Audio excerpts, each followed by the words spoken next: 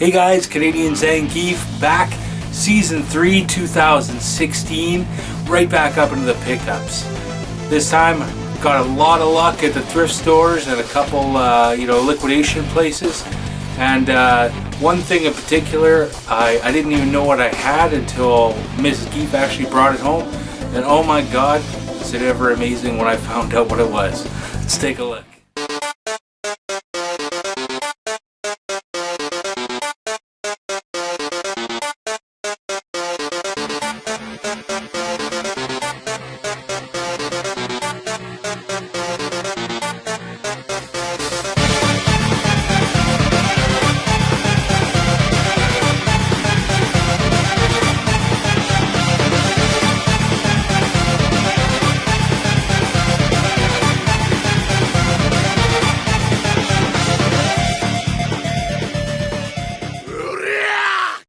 Okay, let's get right into it for the my pickups.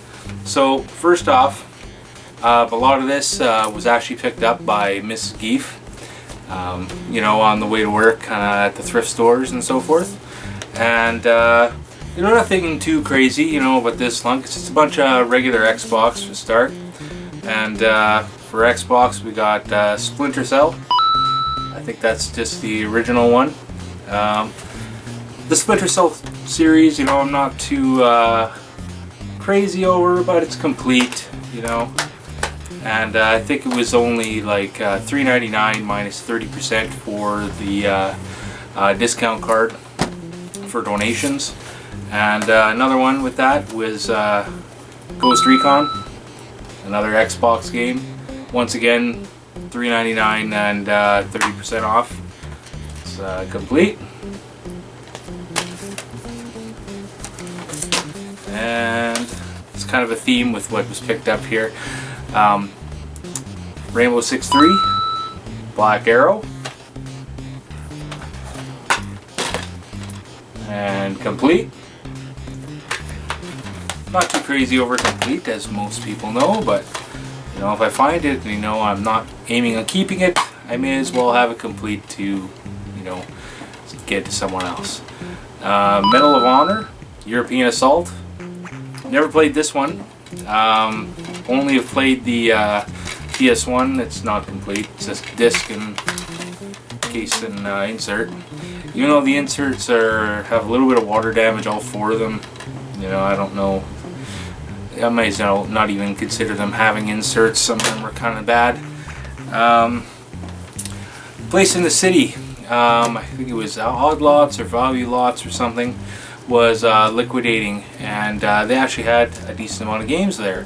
So me and my wife went there, and I'm digging through, looking to see what there is and everything. And it's picked really clean, but in the back I find a copy of Gunner for the PSP, and I actually picked up two of them just because. And it was only $5.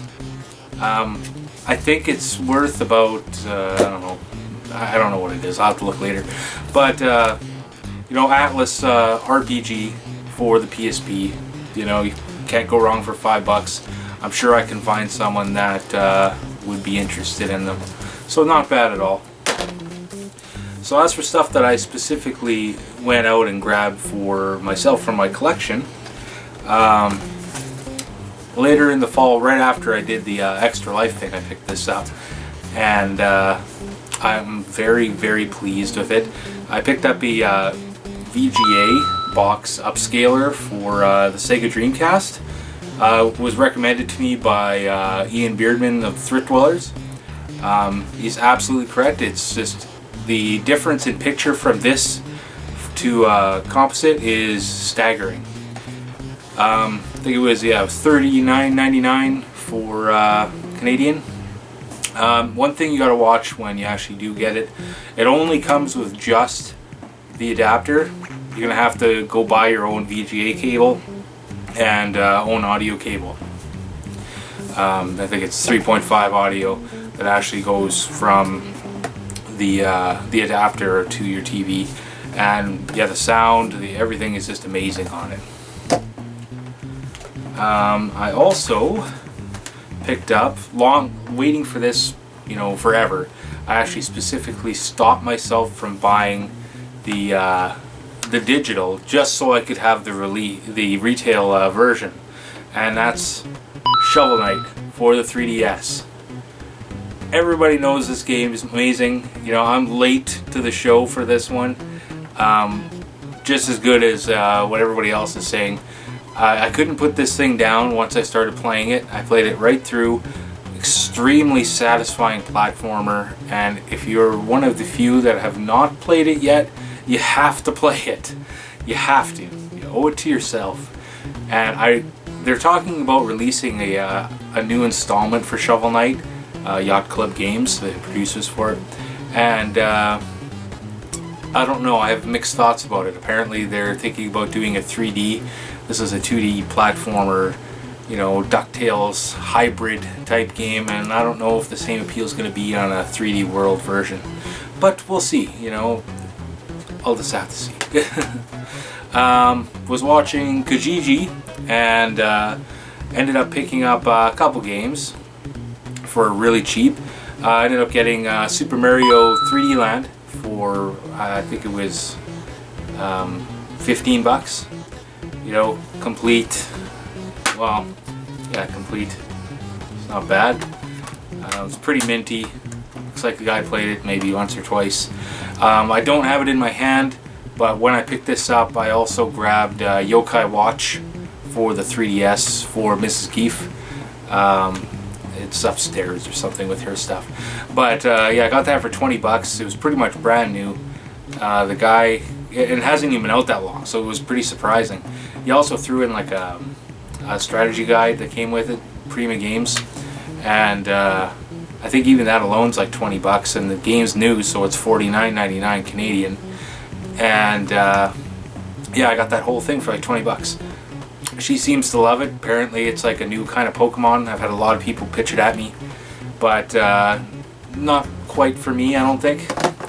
One other thing I got, I had to import this because there was not a physical release in North America. Super big fan of the anime. Fell in love with it, started watching it, and just kind of kept going for like a week or two until the entire series was finished. Watch it on lunch breaks and while I'm laying down, go to bed and everything like that. And that's Sword Art Online Hollow Fragment. Now you can only get this in North America digitally on the PlayStation Store. I actually got this shipped over from China, but it has an English option to it, so it doesn't really matter. It doesn't affect the gameplay. And as far as I know, it's an exact replica of the one that's on the PlayStation Store. Of course, not the enhanced edition that they recently released, the HD remix or whatever. But it's a decent game. I think I got this for I think it was about $40 or something like that, because you're always paying more for importing stuff that you can't really get here. But it is balls hard. I cannot get anywhere in this game. The way you fight is I can't even compare it to anything else. It's like a two-man team, and you have to swap back and forth between taunting and avoiding and attacking between you and your partner. And it feels really clumsy to me. Maybe I just have to play it more to get the full grasp of it. But I'm happy to have it anyways. It's nice to have something you normally can't get over here. So my last pickup that I got for this video is Mrs. Geef grabbed this from Value Village for me, and 30% off as normal, and that's PlayStation 1. Everything works, so I checked it out. Pretty minty condition. Ended up getting the cords separately. I think they were like $2.99 or $1.99 each, so it was complete, and I got a controller for it too on the rack for another $3.99 or something like that. So all in all, I guess this was $14.99. The controller was $3.99, and the hookups were like $1.99 and $1.99 AV and power. So about 20 bucks minus 30%, so about 15-ish bucks, whatever it is, with after tax. And brings it home, and I open it up, and lo and behold, there's a game in it. Never heard of it before. I had to actually look it up and research it, and I've never played it, but it's actually worth a decent amount of money, and I was kind of shocked by it. And that is Team Buddies for the PlayStation 1. Now, apparently this kind of has this following for this game for like co-op play and stuff. And I think it's some ridiculous price, like for a loose disc, it's something like $90 or something. And that was just sitting in that PlayStation 1 on the shelf, you know, all that time. So, like, score. I don't know if I'm going to keep that because it's not quite my cup of tea. I tried it for a little bit just to make sure it worked and everything.